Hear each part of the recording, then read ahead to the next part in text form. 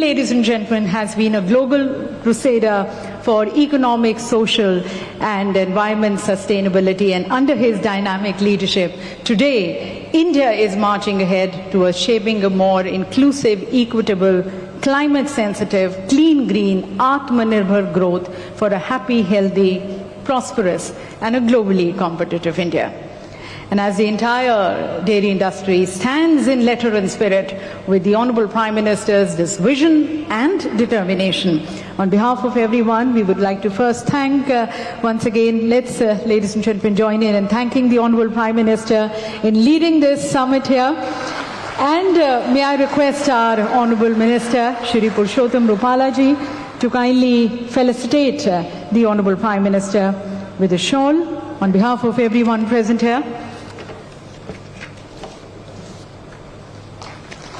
And presenting this very special memento to the Honourable Prime Minister. This memento, ladies and gentlemen, is of the Iron Man of India, Sardar Vallabhbhai Patel, who set India on the Milky Way. In fact, he advocated the farmers for setting up the cooperatives and the cooperatives setting up their plants. The seeds which he sowed, we are reaping the fruits today. So let's begin, ladies and gentlemen, this summit as per our Indian traditions and customs by invoking the blessings of the Supreme Power. And for that we have the 4 students from Gurukul who are going to be rendering the Swasti Vachan.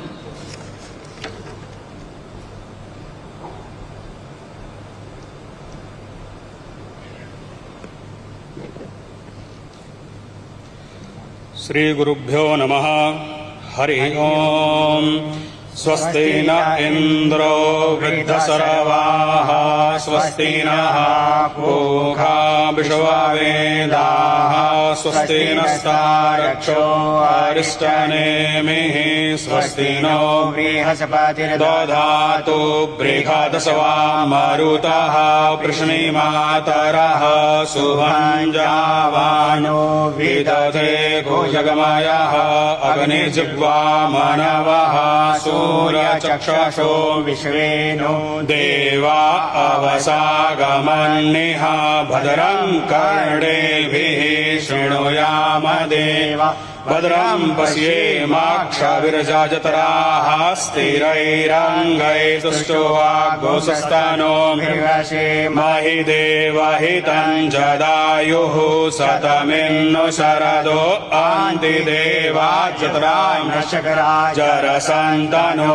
Namma Putraso Jatara Pitaro Bhavanti Mano Madhyari Vikata Yurganto Aditirjo Raditi Antarikshamadir Mata Sapita Saputraha Vishwe Deva Aditihi Panchajana Aditirjatam Aditirjanatavam Payaha Prithvyam Paya Kadikho Payo Divyantarikshe Payodhaha Payasavatihi Pradishaha Santumayamma Sarvebhyo Namo Namaha.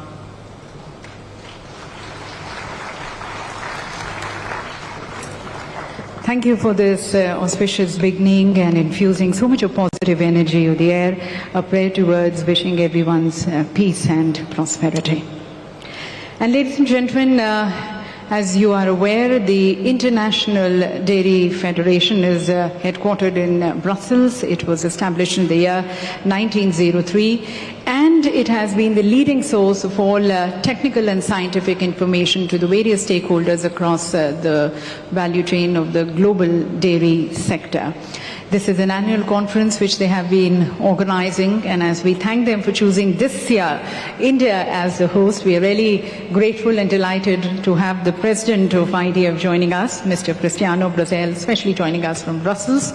So as once again thanking him, I now invite him for his words of welcome and his opening remarks. Mr. Cristiano Brazil, President, IDF.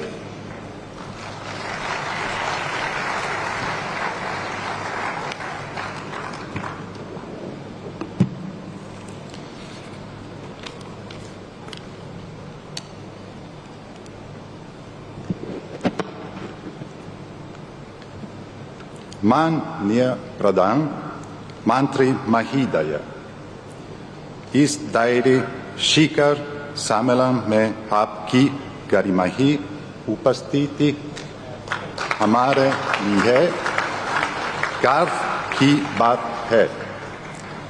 आपका बहुत बहुत धन्यवाद।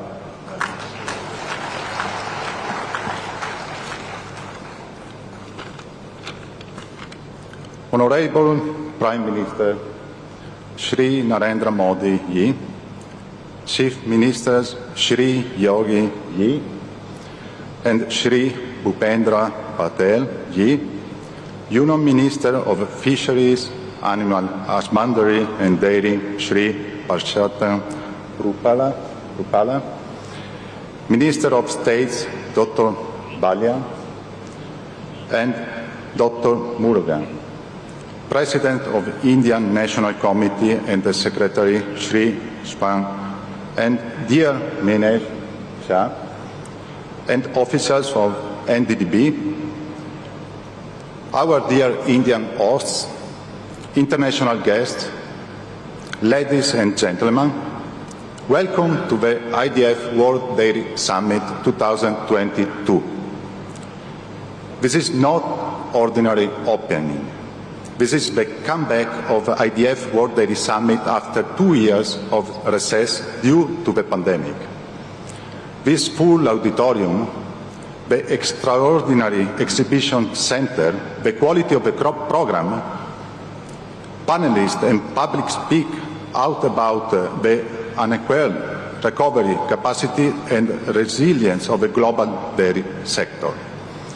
And this makes me so proud, so enthusiastic about this summit and so optimistic about the future.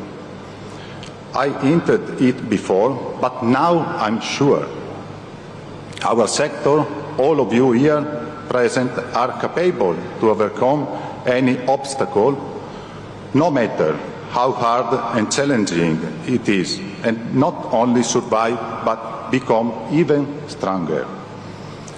You will see it around this venue.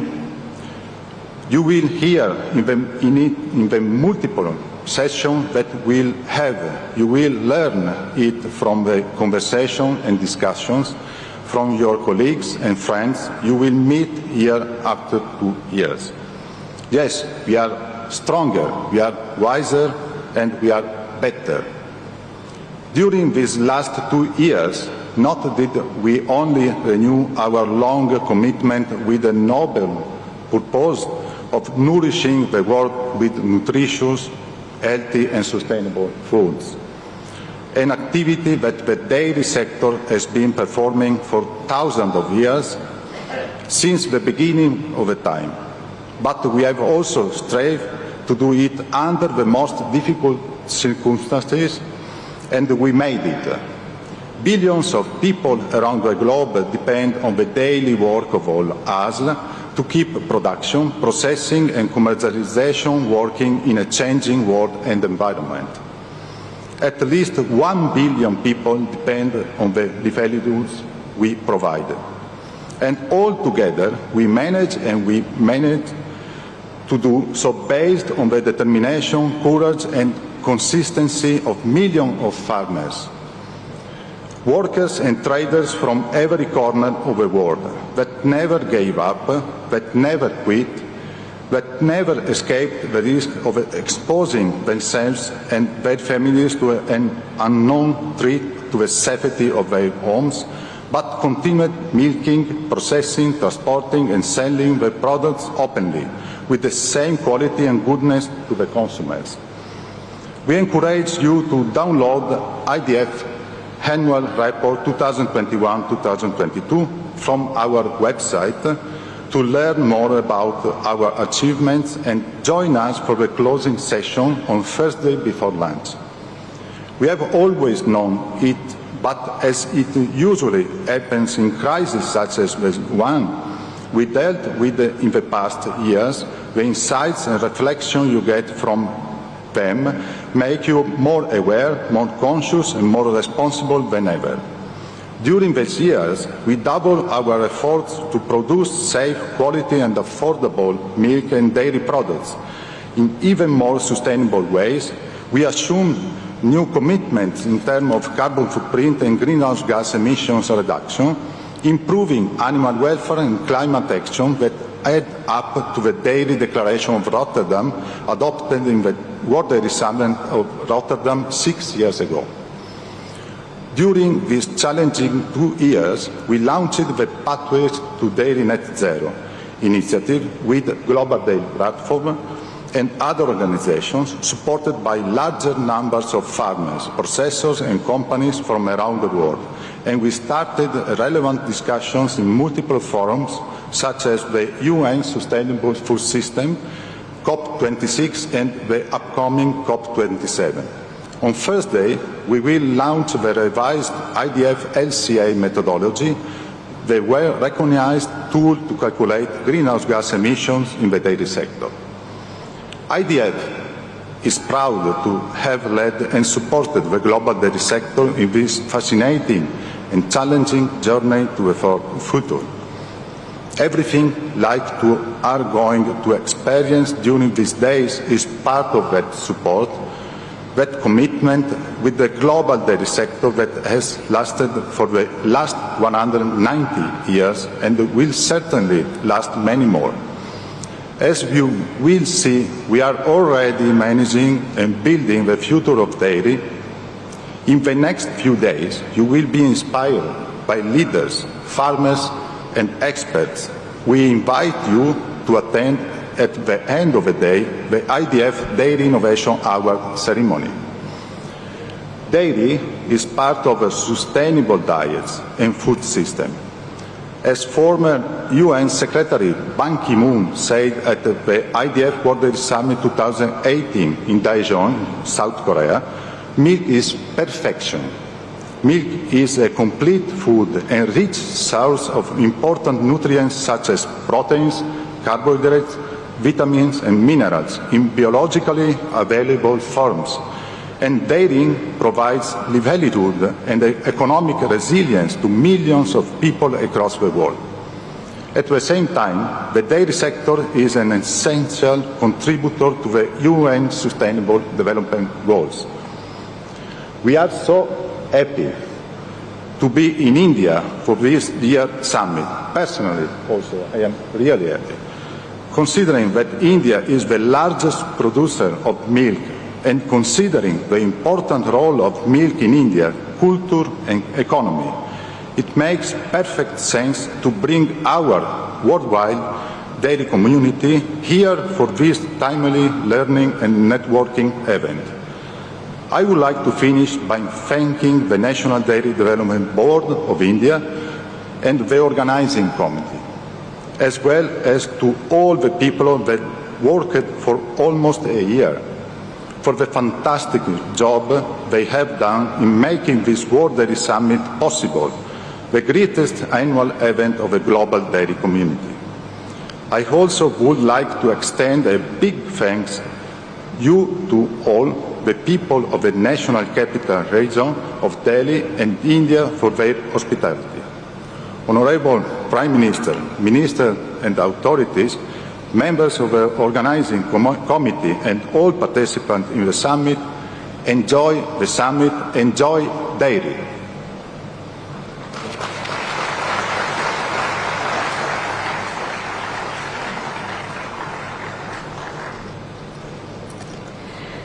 Thank you, sir, for your insights into this conference and the promise which this conference brings. And as you mentioned, the last 2 years have been really challenging for everyone because of the COVID. But if you see, the Indian dairy sector has continued to grow at an astounding rate. If we talk about our milk production growing at 6% as against 2% of the global industry. And this happens in spite of the VUCA effect, the volatility, uncertainty, complexity and ambiguity casted by the COVID. The Indian dairy sector has exhibited a very resilient growth. So growing and going forward, going ahead for more sustainable and resilient growth of the sector, we now invite the views and the guidance of our Honourable Minister of Fisheries, Animal Husbandry and Dairy, Shri Purushottam Rupalaji. I request and invite the Honourable Minister for his address.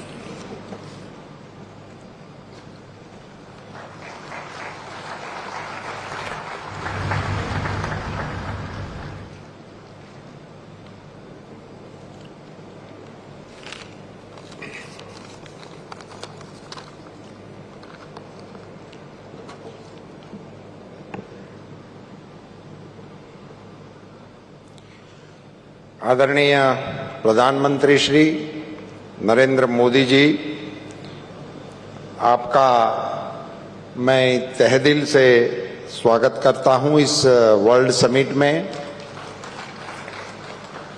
World dairy summit 2022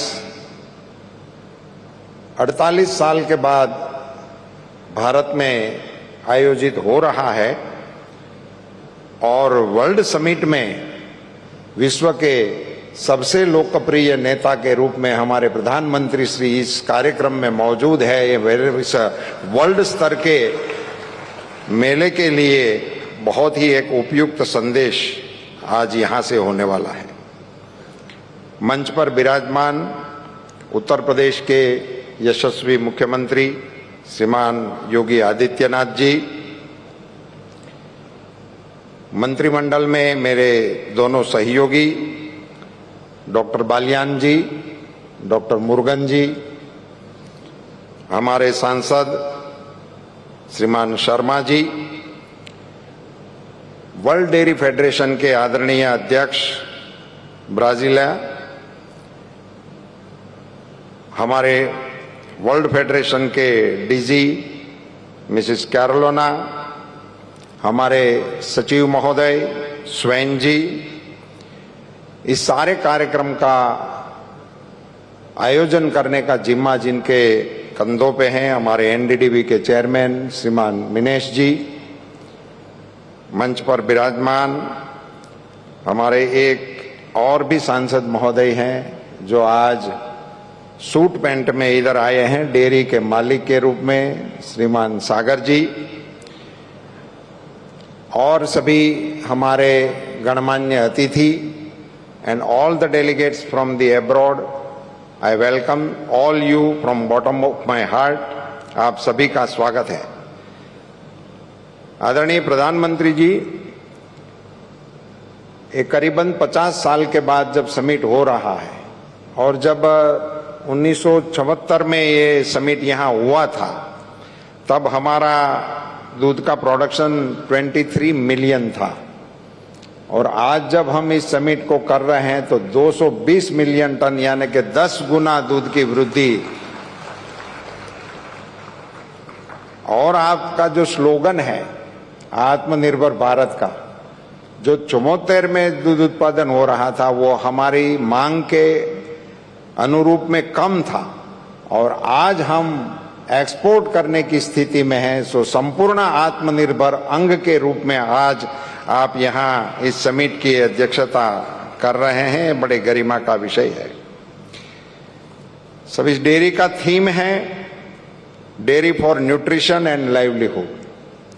nutrition के लिए और रोजगारी के लिए, अपनी चलाने के लिए, अपना जीवन यापन चलाने के लिए डेयरी का क्या प्रयोजन है, उसी पर ये थीम पर ये समिट का आयोजन किया गया है। मैं आपकी जानकारी के लिए बताना चाहूंगा सर, इसमें 24 जैसे सेशन होंगे जिसमें अलग अलग एक्सपर्टीज के द्वारा मार्गदर्शन दिया जाएगा, पैनल डिस्कशन होगा। 156 लोग इसमें अपनी बात रखेंगे, 156 लोग अपनी बात रखेंगे। इसमें से 89 लोग एब्रोड से आने वाले हैं, वो अपना विषय यहाँ रखेंगे। इसके जरिए मैं ये जताना चाहता हूं कि हमारे देश के जो डेलीगेट्स हैं, हमारे जो फार्मर्स हैं, उनको इन सारे एक्सपर्टीज के साथ अपनी बात को साझा करने का, समझने का, इंटरनेशनल गुड प्रैक्टिसेस को देखने का, समझने का बहुत सुंदर अवसर इस समिट के द्वारा हम मिल रहे हैं। हमारे देश में 8 करोड़ परिवार इस बिजनेस के साथ जुड़े हुए हैं, जो दूध उत्पादन के साथ जुड़े हुए हैं। हमारे देश में जो दूध उत्पादन होता है उसका मूल्य है 9.5 लाख करोड़। इतने मूल्य का दूध उत्पादन हम कर रहे हैं। मुझे सिर्फ इस अवसर का मौका लेते हुए ये जरूर बताना है कि आजादी के बाद हमारे देश के पशुपालन क्षेत्र को हमारे विजनरी प्रधानमंत्री श्री मोदी जी के द्वारा जो ऐतिहासिक गिफ्ट दी गई है, एक तो इस विभाग को स्वतंत्र बना दिए, स्वतंत्र बनाकर 3 गुना बजट एलोकेशन कर दिया। ये विभाग के तौर पे हुआ, मगर देश के पशुपालन क्षेत्र में पूरे देश के पशुपालकों के लिए मोबाइल वेटरनरी यूनिट 4000 मंजूर करके भारत सरकार की ओर से देश के पशुओं की हेल्थ के लिए सबसे बड़ा इंटरवेंशन हमारे प्रधानमंत्री जी की ओर से हुआ। करीबन 700 करोड़ रुपए की लागत से 4332 मोबाइल वेटरनरी यूनिट आपके निर्देशन में मंजूर किए गए हैं। आपने एक हेल्थ के रिलेटेड एक बहुत बड़ा इंटरवेंशन लिया। उत्तर प्रदेश के सम्माननीय मुख्यमंत्री श्री विराजमान हैं। आपने 11 सितंबर 19 को मथुरा से पूरे देश के पशुओं को वैक्सीनेशन कराने का भारत सरकार के खर्चे से ऐलान किया था। एक बहुत बड़ा इंटरवेंशन आपकी ओर से हो गया और 13,000 करोड़ रुपए की मातबर राशि का भी एलोकेशन आपने इसके लिए किया है। आपने जापान सरकार के साथ सहयोग करते हुए उत्तर प्रदेश और बिहार जैसे हमारे बड़े और पशुपालन से जुड़े हुए राज्यों को डेयरी डेवलपमेंट करने के लिए एक एमओयू किया हुआ है और इनके कारण इन दोनों प्रदेशों में आगे चलकर आप डेयरी के कारोबार को बढ़ाना के काम में हम योगदान दे पाएंगे। मुझे ये बताते हुए बहुत ही खुशी हो रही है सर कि इस डेयरी सेक्टर और कृषि सेक्टर को आपने जिस प्रकार से आगे बढ़ाया है और आज आपकी गरिमामय उपस्थिति से पूरे विश्व में इस डेयरी का मैसेज जब देने वाले हैं, तब मैं एक छोटी सी बात बताना चाहूंगा कि डेयरी की जब भी चर्चा होती है तो उसमें दूध ही आता है। दूध और दूध के रिलेटेड और चीज, माखन, घी वगैरह की बात होती है।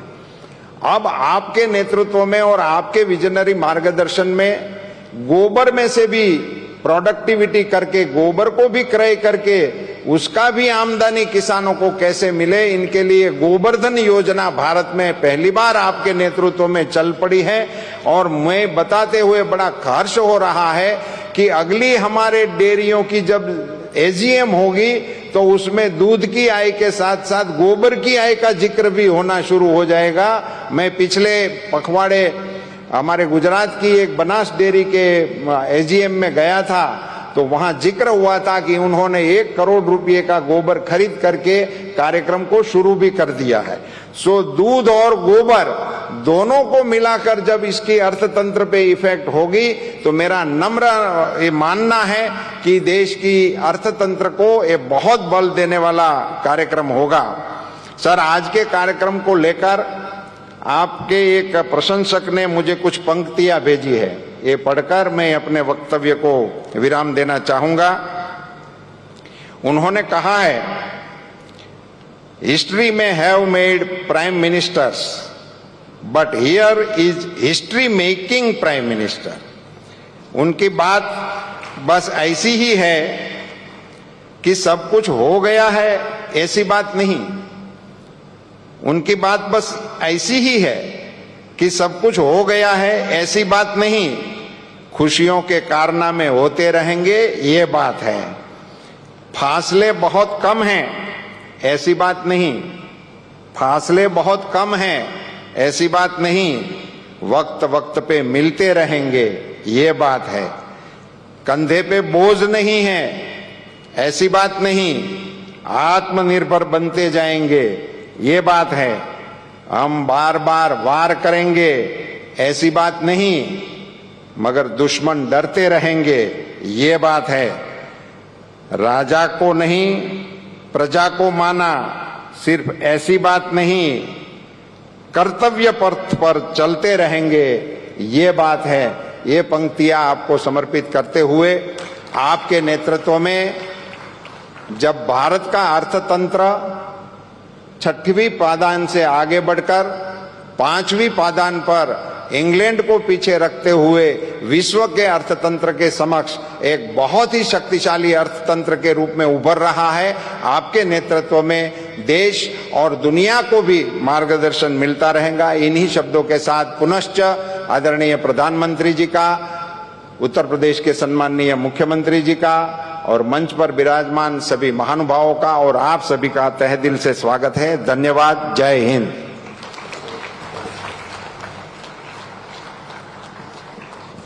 बहुत बहुत धन्यवाद माननीय मंत्री जी आपके उद्बोधन के लिए और यहाँ पर उपस्थित सभी के जो भाव हैं, जो श्रद्धा है माननीय प्रधानमंत्री जी के लिए, उसे इन पंक्तियों के द्वारा यहाँ हमारे साथ साझा करने का बहुत बहुत धन्यवाद।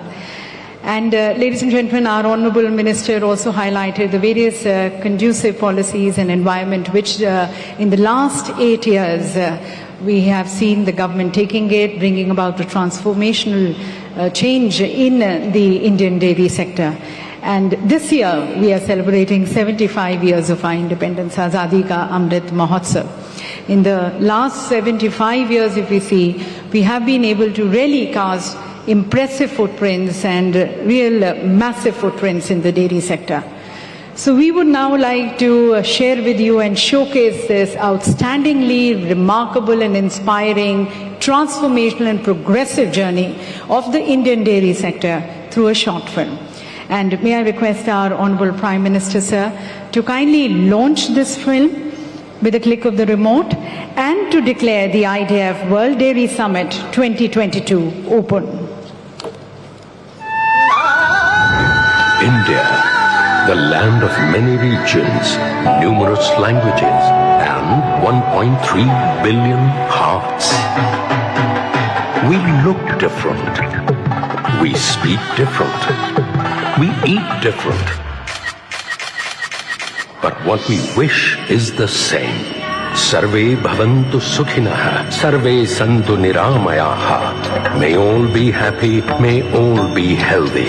So that together we all stand in the spirit of Ek Bharat Shresth Bharat. And this spirit is truly exemplified with one emotion in every heart: milk. An emotion etched in our culture so deeply that without dairy, our daily life is unthinkable.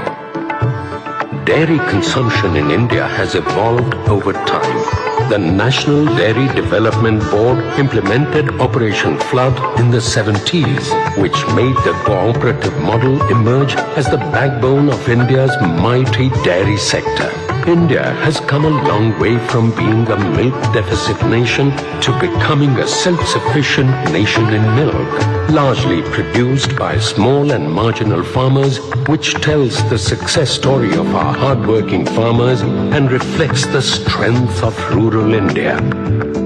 Since 2014, under the dynamic leadership of our Honourable Prime Minister Shri Narendra Modi, India's dairy sector has flourished multifold.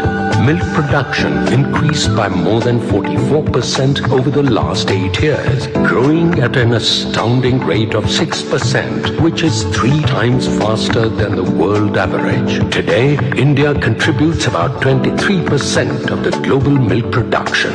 To support the dairy sector, the Government of India, under the guidance of Honourable Prime Minister Shri Narendra Modi, has implemented various schemes in the areas of milk production and processing, animal vaccination, dairy infrastructure development, animal identification system, etc. Recognizing the contribution of the sector in the Indian economy, a dedicated Ministry of Fisheries, Animal Husbandry and Dairying and Ministry of Cooperation have been created. India's Nari Shakti and the dairy sector flourished hand in hand, helping over 60 lakh women milk farmers of the country to achieve economic independence and secure the future for the next generation. Through innovation and transformation, dairy found its multiple forms with products like ice creams, sweets, chocolates, ghee and paneer. Dairy added delight and nutrition to the lives of many. Now, India is all set to further expand the growth in milk production over the next decade. This could pave a way to ramp up exports. The the government is setting up village-level dairy infrastructure under a national action plan on dairy development to increase the share of organized milk handling. Concentrated efforts are being made in the areas like smart animal management, digitalization, traceability, and economizing dung by promoting manure management. So, milk flowed over the years as different emotions. It's the hope for every Indian farmer. It's the nutritional delight of every Indian home. It's an emotion called milk. And that's why 100 million dairy farmers thank our Honorable Prime Minister for inaugurating the International Dairy Federation World Dairy Summit 2022. Come, let's raise a toast with a glass full of emotions, a glass full of milk. So, ladies and gentlemen, as we raise a toast to this flourishing Indian dairy sector with a glass of milk, I think we also agree that the dairy sector has a very vital role and responsible role towards the realization of the Sustainable Development Goals, especially SDG 1, 3, 5, 8 and 10. But then the advancement of these goals definitely require a very determined will and a leadership which is as global, which is as vocal for local as for global. And that is where, ladies and gentlemen, we now seek the views and the guidance of the global leader, our Honorable Prime Minister, whose charismatic leadership is today influencing the world. And someone who's always believed that this whole world is one big family, Vasudhaiva Kutumbakam. He's always worked with this very spirit. And that is the reason the views and the expressions, the progressive guidance of his today stands equally important to the Indian global sector as to the global dairy sector. So once again, as I thank Honorable Prime Minister on behalf of everyone present here, I now request Honorable Prime Minister Modi ji for his inaugural address.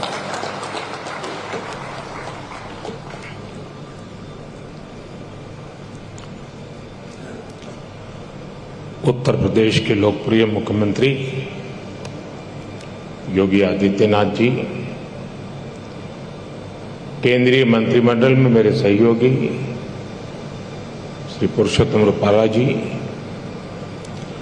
अन्य मंत्रीगण, सांसदगण, international dairy federation के अध्यक्ष pre बजाले जी, IDF के DG Caroline Hemant जी, यहाँ उपस्थित अन्य महानुभावी, देवी और सज्जनों, मुझे खुशी है कि आज डेयरी सेक्टर के दुनिया भर के एक्सपर्ट्स और इनोवेटर्स भारत में एकजुट हुए हैं। मैं वर्ल्ड डेयरी समिट में अलग अलग देशों में, अलग अलग देशों से आए हुए सभी महानुभावों का भारत के कोटि कोटि पशुओं की तरफ से, भारत के कोटि कोटि नागरिकों की तरफ से, भारत सरकार की तरफ से हृदय से बहुत बहुत स्वागत करता हूं। डेयरी सेक्टर का सामर्थ्य न सिर्फ ग्रामीण अर्थव्यवस्था को गति देता है, बल्कि ये दुनिया भर में करोड़ों लोगों की आजीविका का भी प्रमुख साधन है। मुझे विश्वास है ये समिट आइडियाज, टेक्नोलॉजी, एक्सपर्टाइज और डेयरी सेक्टर से जुड़ी परंपराओं के स्तर पर एक दूसरे की जानकारी बढ़ाने और एक दूसरे से सीखने में बहुत बड़ी भूमिका निभाएगी। साथियों, आज का ये आयोजन ऐसे समय में हो रहा है जब भारत ने अपनी आजादी के 75 वर्ष पूरे किए हैं। ये भी संयोग है कि आज के इस आयोजन से भारत के 75 लाख से ज्यादा डेयरी किसान भी टेक्नोलॉजी के माध्यम से इस कार्यक्रम में हमारे साथ जुड़े हुए हैं। इस तरह की समिट के लिए और उसमें लास्ट माइल बेनिफिशियरी हमारे ऐसे ही किसान भाई बहन होते हैं। मैं वर्ल्ड डेयरी समिट में अपने किसान साथियों का भी स्वागत करता हूं, उनका अभिनंदन करता हूं। साथियों, पशुधन और दूध से जुड़े व्यवसाय भारत की हजारों वर्ष पुरानी संस्कृति का अभिन्न हिस्सा रहा है। हमारी इस विरासत ने भारत के डेयरी सेक्टर को कुछ विशेषताओं से सशक्त कर दिया है। इस समिट में दूसरे देशों से जो एक्सपर्ट आए हैं, मैं उनके सामने इन विशेषताओं का विशेष रूप से उल्लेख करना चाहता हूं। साथियों, विश्व के अन्य विकसित देशों से अलग भारत में डेयरी सेक्टर की असली ताकत छोटे किसान है। भारत के डेयरी सेक्टर की पहचान मास प्रोडक्शन से ज्यादा प्रोडक्शन बाय मासिस की है। भारत में डेयरी सेक्टर से जुड़े अधिकांश किसानों के पास या तो एक पशु है, 2 है या 3 पशु है। इन्हीं छोटे किसानों के परिश्रम और उनके पशुधन की वजह से आज भारत पूरे विश्व में सबसे ज्यादा दुग्ध उत्पादन करने वाला देश है। आज भारत के 8 करोड़ से ज्यादा परिवारों को ये सेक्टर रोजगार मुहैया कराता है। भारत के डेयरी सेक्टर की यूनिकनेस आपको अन्य जगह पर शायद ही कभी कहीं मिल जाए। आज वर्ल्ड डेयरी समिट में इसका जिक्र मैं इसलिए भी कर रहा हूं क्योंकि विश्व के अनेक गरीब देशों के किसानों के लिए ये एक बेहतरीन बिजनेस मॉडल बन सकता है। साथियों, भारत के डेयरी सेक्टर की इस खासियत को एक और यूनिकनेस से जबरदस्त सपोर्ट मिलता है। हमारे डेयरी सेक्टर की दूसरी विशेषता है भारत का डेयरी कोऑपरेटिव सिस्टम। आज भारत में डेयरी कोऑपरेटिव का एक ऐसा विशाल नेटवर्क है जिसकी मिसाल पूरी दुनिया में मिलना मुश्किल है। ये डेयरी कोऑपरेटिव्स देश के 2 लाख से ज्यादा गांवों में करीब करीब 2 करोड़ किसानों से दिन में 2 बार दूध जमा करती है और उसे ग्राहकों तक पहुंचाती है। इस पूरी प्रक्रिया में बीच में कोई भी मिडलमैन नहीं होता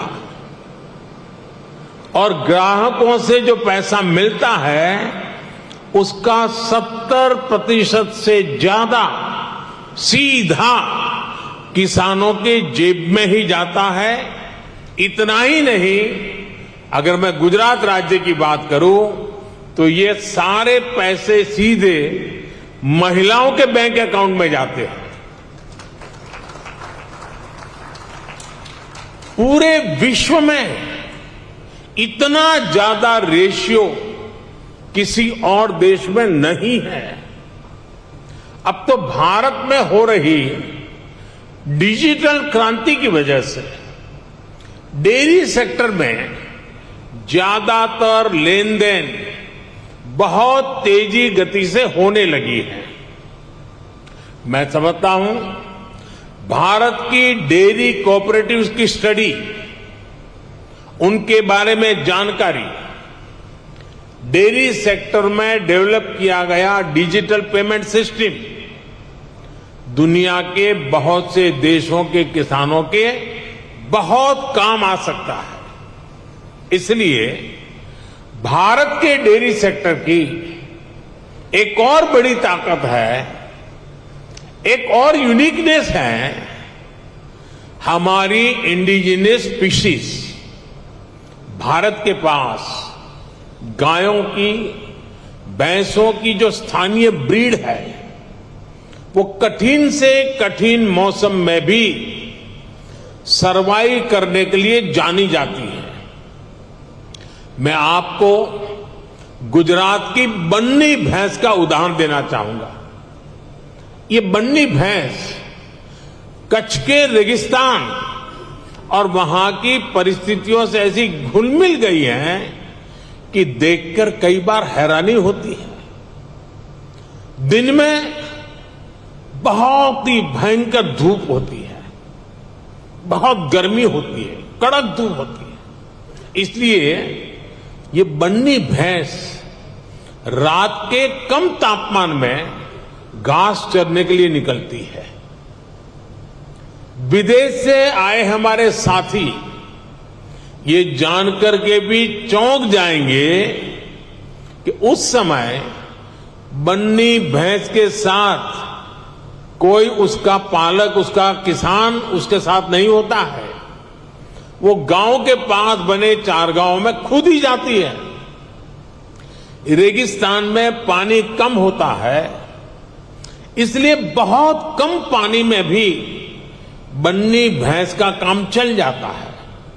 बन्नी भैंस रात में 10-10, 15-15 किलोमीटर दूर जाकर घास चरने के बाद भी सुबह अपने आप खुद घर चली आती है।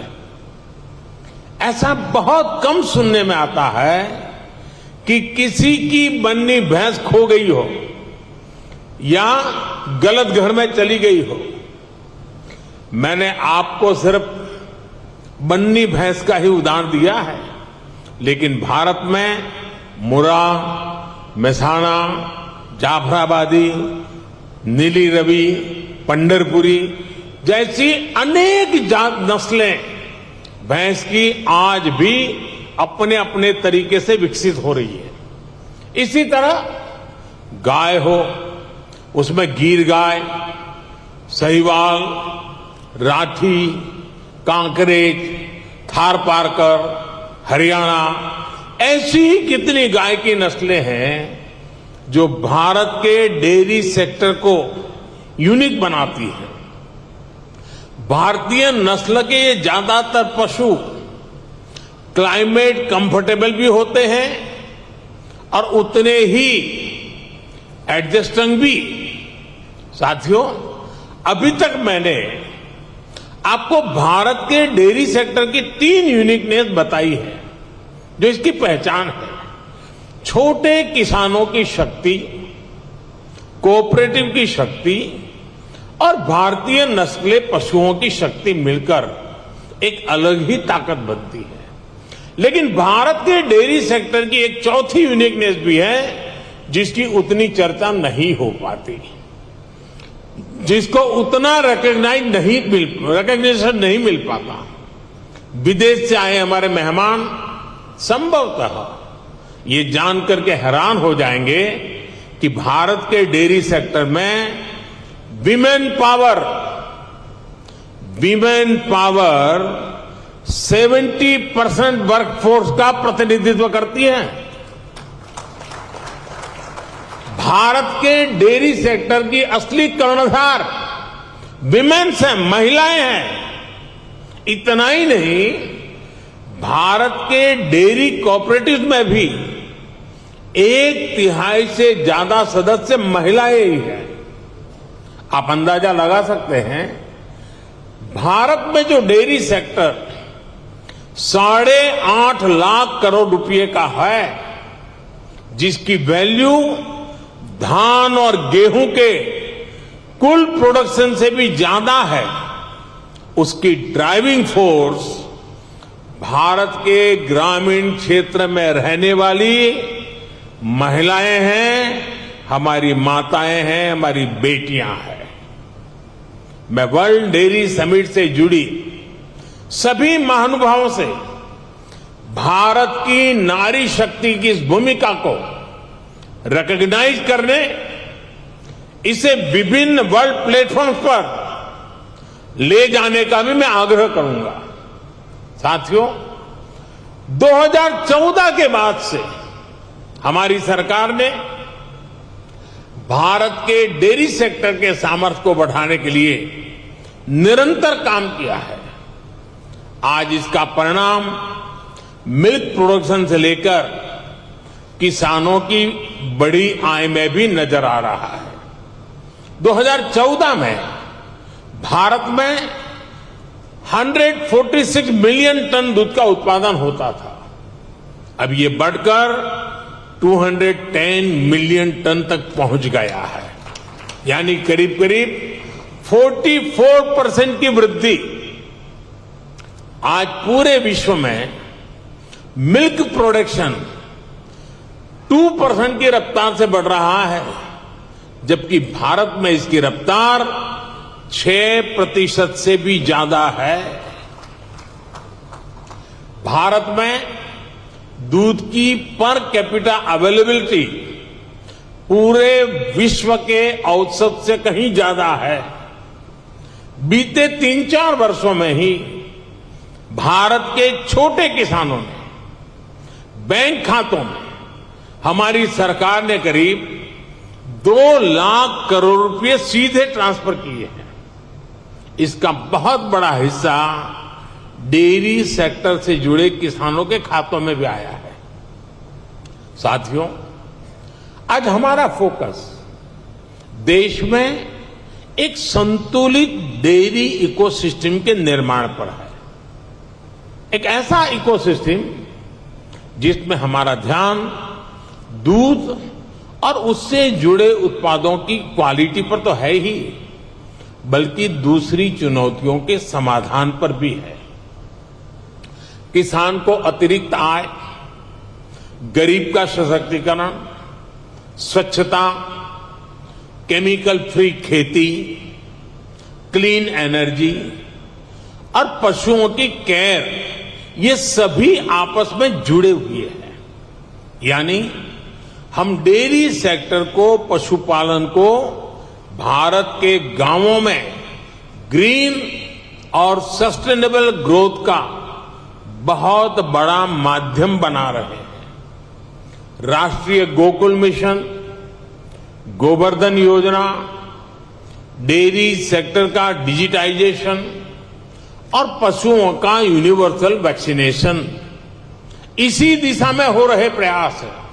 इतना ही नहीं, भारत ने जो सिंगल यूज प्लास्टिक बंद करने का जो अभियान चलाया है, वह एनवायरमेंट की दृष्टि से तो महत्व का है ही, लेकिन जो भी जीव दया में विश्वास करते हैं, जो पशुधन में उसके कल्याण में विश्वास करते हैं, उनको मालूम है कि प्लास्टिक पशुओं के लिए कितना खतरनाक बनता जा रहा है, गाय और भैंस के लिए कितना खतरनाक बनता जा रहा है। उस सिंगल यूज प्लास्टिक को भी बंद करने का, खत्म करने का हमने बहुत लगातार प्रयास आरंभ किया है। साथियों, भारत के डेयरी सेक्टर का जितना बड़ा स्केल है, उसे साइंस के साथ जोड़कर और विस्तार दिया जा रहा है। भारत डेयरी पशुओं का सबसे बड़ा डेटाबेस तैयार कर रहा है। डेयरी सेक्टर से जुड़े हर पशु की टैगिंग हो रही है। आधुनिक टेक्नोलॉजी की मदद से हम पशुओं की बायोमेट्रिक पहचान कर रहे हैं। हमने इसे नाम दिया है पशु आधार। पशु आधार के जरिए पशुओं की डिजिटल आइडेंटिफिकेशन की जा रही है, जिससे उनकी सेहत पर नजर रखने के साथ साथ डेयरी प्रोडक्ट से जुड़े मार्केट को विस्तार देने में मदद मिलेगी। साथियों, आज भारत का बहुत बड़ा फोकस पशुपालन के क्षेत्र में उद्यमशीलता को, एंटरप्राइज को बढ़ावा देने पर भी है। डेयरी सेक्टर से जुड़े छोटे किसानों की ताकत को हम फार्मर प्रोड्यूसर ऑर्गेनाइजेशंस और महिलाओं के सेल्फ हेल्प ग्रुप के माध्यम से एकजुट कर रहे हैं। इनको बड़ी मार्केट फोर्स बना रहे हैं। अपने युवा टैलेंट का उपयोग हम एग्रीकल्चर और डेयरी सेक्टर्स में स्टार्टअप के निर्माण में भी कर रहे हैं। आपको ये जानकर भी अच्छा लगेगा कि भारत में बीते 5-6 साल में एग्रीकल्चर और डेयरी सेक्टर में 1000 से अधिक स्टार्टअप बने हैं। साथियों, भारत किस तरह अनोखे प्रयास कर रहा है उसका एक उदाहरण गोबर धन योजना भी है। अभी हमारे रूपाला जी ने गोबर का इकोनॉमी में बढ़ता महत्व का वर्णन किया था। आज भारत में पशुओं के गोबर से बायोगैस और बायो सीएनजी बनाने का एक बहुत बड़ा अभियान चल रहा है। हमारी कोशिश है कि डेयरी प्लांट्स अपनी जरूरत की अधिकतर बिजली गोबर से ही पूरी करें। इससे किसानों को गोबर का भी पैसा मिलने का रास्ता बन रहा है। इस प्रक्रिया में जो ऑर्गेनिक खाद बनती है उससे किसानों को खेती के लिए एक सस्ता माध्यम मिल जाएगा। इससे खेती की लागत भी कम होगी और मिट्टी भी सुरक्षित रहेगी। भारत में आज नेचुरल खेती पर, नेचुरल फार्मिंग पर भी अभूतपूर्व बल दिया जा रहा है, जिसमें पशुओं की बहुत बड़ी भूमिका है। साथियों, मैं अक्सर कहता हूं कि खेती में मोनोकल्चर ही समाधान नहीं है, बल्कि विविधता बहुत आवश्यकता है। ये पशुपालन पर भी लागू होता है। इसलिए आज भारत में देसी नस्लों और हाइब्रिड नस्लों दोनों पर ध्यान दिया जा रहा है। इससे जलवायु परिवर्तन से होने वाले नुकसान की आशंकाओं को भी कम किया जा सकेगा। साथियों, एक और बड़ा संकट पशुओं को होने वाली बीमारियों का है। पशु जब बीमार होता है तो एक किसान के जीवन को प्रभावित करता है, उसकी आय को प्रभावित करता है। ये पशुओं की क्षमता, उसके दूध और इससे जुड़े दूसरे उत्पादों की क्वालिटी पर भी असर डालता है। इसलिए भारत में हम पशुओं के यूनिवर्सल वैक्सीनेशन पर भी बल दे रहे हैं। हमने संकल्प लिया है कि 2025 तक हम 100% पशुओं को फूट एंड माउथ डिसीज और ब्रुसलोसिस की वैक्सीन लगाएंगे। हम इस दशक के अंत तक इन बीमारियों से पूरी तरह से मुक्ति का लक्ष्य लेकर चल रहे हैं।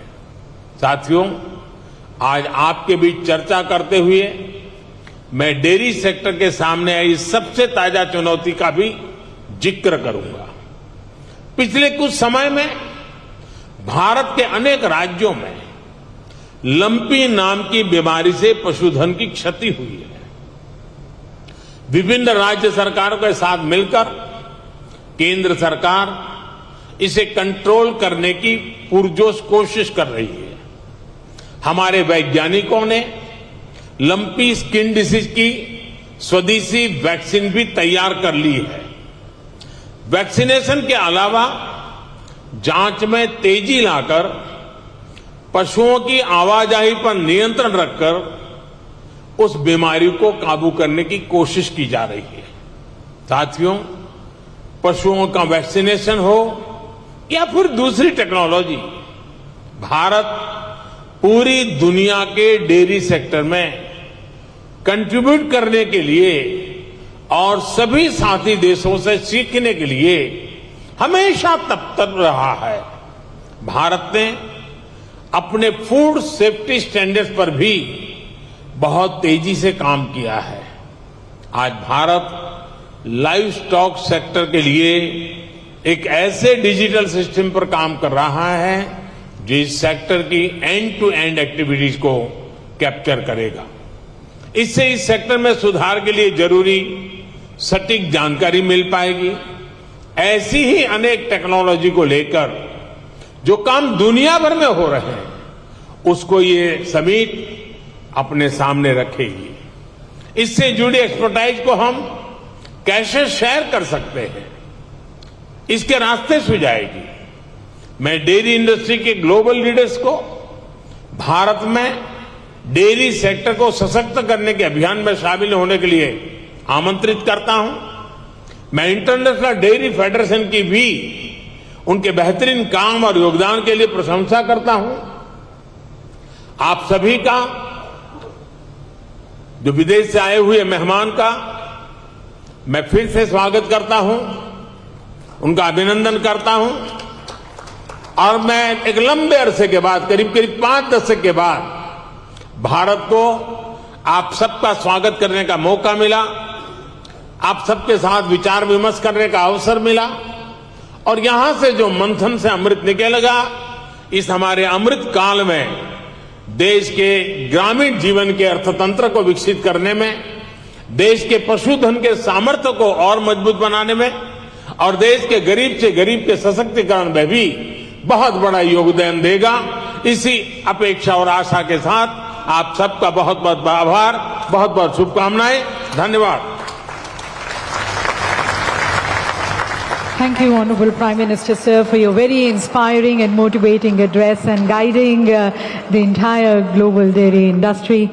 Thanking the Honorable Prime Minister for sharing also his experiential views, which comes from his working also at the grassroots level.